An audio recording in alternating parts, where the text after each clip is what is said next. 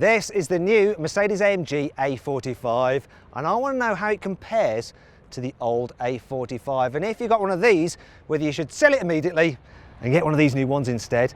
And to do that, I'm going to compare their performance. Power, come on! Test their brakes. See what they're like to drive. Yeah, mum. Critique their designs. Starting to look a bit old-fashioned, isn't it? Inspect their cabins. Hello, I'm the new A45. And of course, poke them with a stick. Have I scratched it? Now, before we get into that, make sure you're subscribed to this channel and hit that bell icon to turn your notifications on so you're alerted when we make a new upload so you don't miss any of our videos. And the more people that subscribe, the better videos we can do. The heart of this new Mercedes AMG A45 is, of course, its 2-litre 4-cylinder turbocharged engine. In the normal car, it has 387 horsepower and 480 Newton meters of torque. But in this S version, which is the one you want, it has 500 Newton meters of torque and 421 horsepower. Oh yeah. And of course, it's hand-built in hاتشباك, in this case by a man called Mr. Giuseppe. This is not an Abarth, is it? It is Mercedes. This old A45 also has a 2-litre turbocharged 4-cylinder petrol engine, only it has 381 horsepower and 475 Newton meters of torque. Now let's compare how these cars sound, starting with the old A45.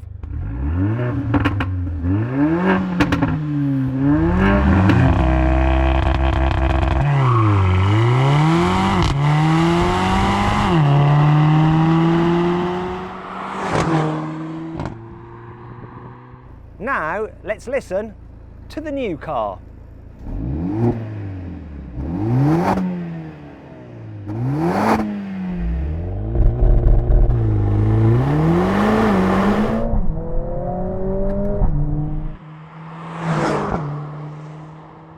Which do you think sounds the best? Click up there on the pop-out banner to let me know. Personally, I actually think the old car sounds better. There is something special about this new A45. The S version has a rear limited slip differential, so the 4-wheel drive system can send 50% of the engine's power to the back, and then that differential can then send 100% of that available power to either of the rear wheels, and it can actually juggle the amount of power to improve cornering, and it can overspeed the outer wheel to get the car turning in faster, and it can even make it drift.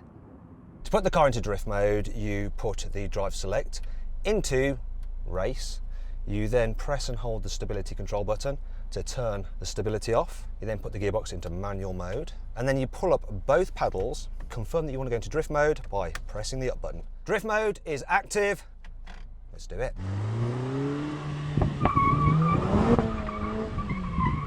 It definitely drifts.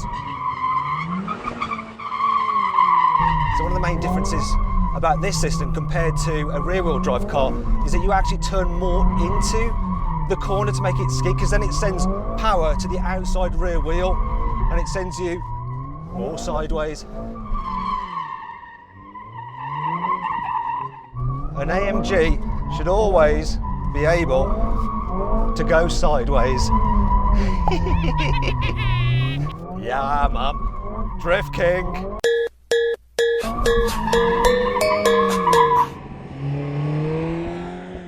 Okay, so this old A45 may not have drift mode, but it does have launch control through its 7-speed dual clutch automatic gearbox. To engage it, I just have to put the car into manual for the gearbox. I then put the ESP stability control into sport. I pull up on both pedals. There we go, it asks me if I want race start, confirm, yes I do. And now, we're good to go. Oh, it feels quick there. Come on. And that's the 60 mile an hour. It did 0 to 60 in 4.8 seconds. So now I'm in the new A45 and it has an 8-speed dual clutch automatic gearbox with launch control. I want you to click up there on the pop-out banner to see if you can guess the time difference, if any, between this new car and the old car. Now to launch it's quite easy.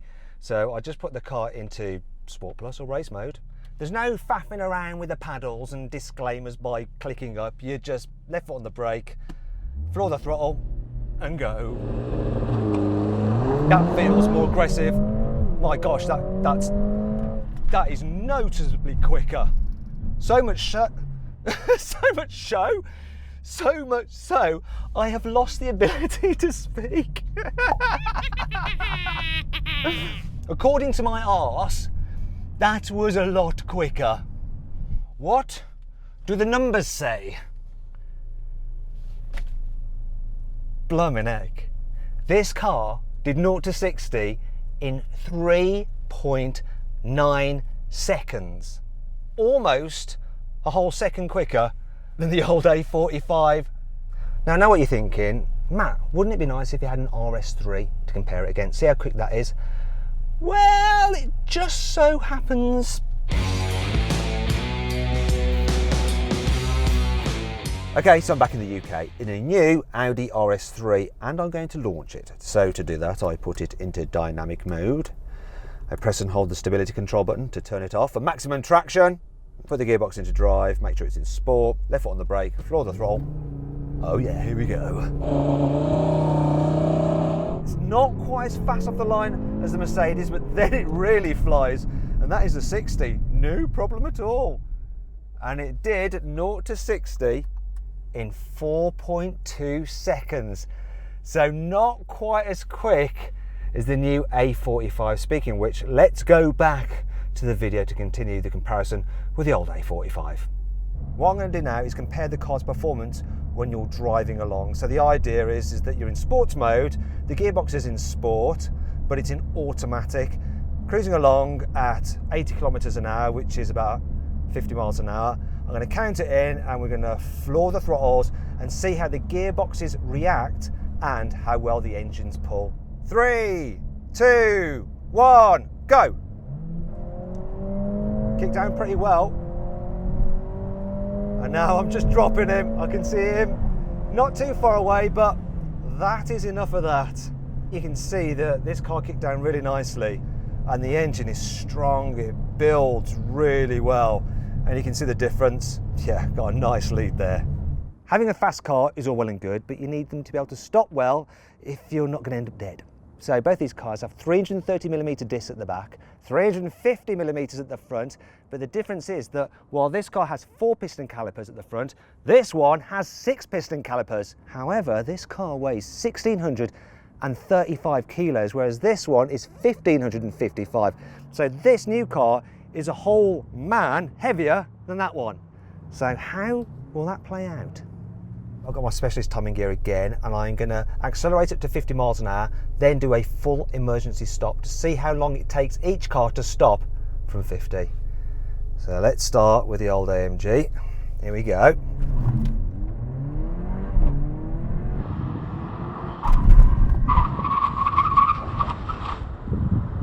That stopped from 50 in 27.1 meters. I've now switched into the new A45 and I'm going to repeat the test, but before I do, click on the pop-out banner up there to vote what you think will happen. Will this car brake in a shorter distance than the old one? Okay, let's find out.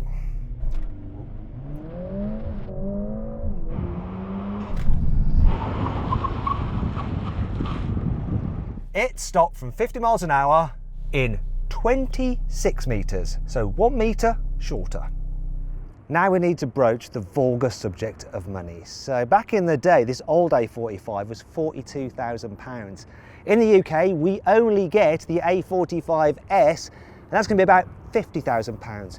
Let's talk about these cars' designs. So the new A-Class is a beautiful car, but this AMG version just takes it up a notch. So you've got a proper AMG grille like you don't get on the lesser A35, deep front splitter as well. It looks really aggressive. Down the side, the S version comes as standard with 19-inch alloy wheels. Of course, it's lower to the ground than the normal A-Class. You've got stiffer suspension as well for improved road holding. It's also got slightly wider front track as well for improved grip. Here at the back, you have a roof spoiler, and if that's not big enough for you, you can get an aerodynamic package, which includes a bigger spoiler, much more noticeable. I like that. What I'm not so keen on is this. Look, We have some fake ventage there, which is unnecessary, but the thing that really offends me is this, look. So you think you've got quad exhaust pipes, but if you look in there, there's only actually one exhaust. This is all just fake. Have I scratched it? Well, it deserved it. In fairness to the new A45, it looks like it copied the fakery from the old car, as I'll demonstrate now with the car stick of truth again. Look, it's got that silly exhaust thing going on, two pipes there, but actually there's just one deep inside, and this vent is fake as well. Now the rest of the design, the old A-Class, let's be honest, it was a smart looking car, but it just doesn't look as sleek. Also, I do really like the new AMG grille. Didn't at first, I preferred the traditional one, but when you look at it now, it's starting to look a bit old-fashioned, isn't it? The interior has aged even worse. I mean, look at it. I remember actually quite liking it back in the day, but now I don't know what was wrong with me. Look at all these buttons here and the infotainment system. Look at that and all that bezel. It's an absolute joke. The only thing I do like are classy analog dials for that retro effect. Truth be told though, digital dials are way more useful because you can just show so much more stuff. And this being the AMG has bespoke AMG dials, lovely, eh? And then you've got this wonderful infotainment system which just makes the one in the old car feel so archaic. So does the whole interior design. It's super cool. Quality is way better. For instance, the seats, they are just awesome, and things just feel nicer to touch, apart from one, and that's the gear selector. The one in the old car is kind of solid, but it's not actually as useful because it's down here, and it's just much easier to use this one up here because it's on your steering column. This is such an improvement. For a small sporty car, it's actually all right in the back. As you can see, I've got a decent amount of room. I like the fact that it's brightened up by this yellow stitching, but my favourite thing is this. Look, you've got a sort of smiley face there. You can make talk. Hello, I'm the new A45. I am a fun car to drive. Let's move on to the boot. So, it has a nice square usable shape, and it has 370 litres of load space, which is all right. What's less all right is the old car's 340 litres of load space, but the most annoying thing about this car's boot is the way the rear lights just reduce the amount of space you've got to actually shove stuff in there. The old A45's back seats also aren't as good. This sloping roof line means that if the driver suddenly goes around a corner quickly, I'm going to smack my head off it and end up with concussion, and I can't even cheer myself up by playing with a smiley face. Look, it just doesn't work. Obviously, practicality does matter with a hot hatch, but not as much as how it makes you feel when you drive it. So here in the old A45, and it's quick. You can cover ground very fast in this car, but there's just something a little bit detached about it, a little bit aloof. You don't feel fully involved. Good, but not quite good enough. Jumping out of the old A45 and into this new one, it's almost like I had concussion from doing that demonstration and banging my head earlier in the review, and it's now cleared, and I've once again got full control of my senses because I can just feel so much more through this car, more through my hands through the steering wheel, more through my feet through the brake pedal, more through my bottom to the seat and to the chassis. It is just the more involving car. Then there's the engine. So it's not quite so boosty, yet it revs higher, and peak torque comes in later, and that encourages you to really give it a jolly good thrashing, which I like about it. Overall, this is definitely a more fun car to drive. It can't quite deliver the same level of and giggles as the rear drive BMW M2 competition, but I just trust it so much more on a road like this, where my life could very much be in danger. It just goes like an absolute beast. Now, when you're not in the mood for hooning around, it's actually all right. So this one has the adaptive dampers, press a button, and it softens them up so it's nice and comfortable. My only real complaint when cruising in this car is that you get quite a lot of road noise from the tyres. Now you're probably thinking, Matt, I do not give a toss about that stuff. What I really want to know is what the car is like on track. Well, I'm actually quite close to Harama Racing Circuit, and earlier today I actually drove this car on track, and so here's a clip of me driving on circuit for some insights into what it felt like. Oh. Power, come on!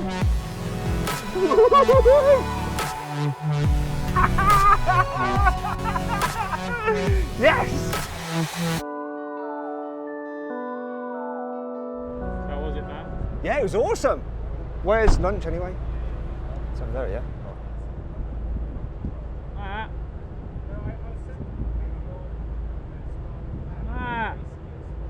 Now, I was being a little bit flippant with that last segment, but I was just trying to sum up the fact this car, it doesn't really need any words to describe it. I remember when this old one came out, I was amazed by it, but this thing just moves the game on by quite some margin. It is an awesome hot hatch, and if you've got one of these, sell it now and get one of them.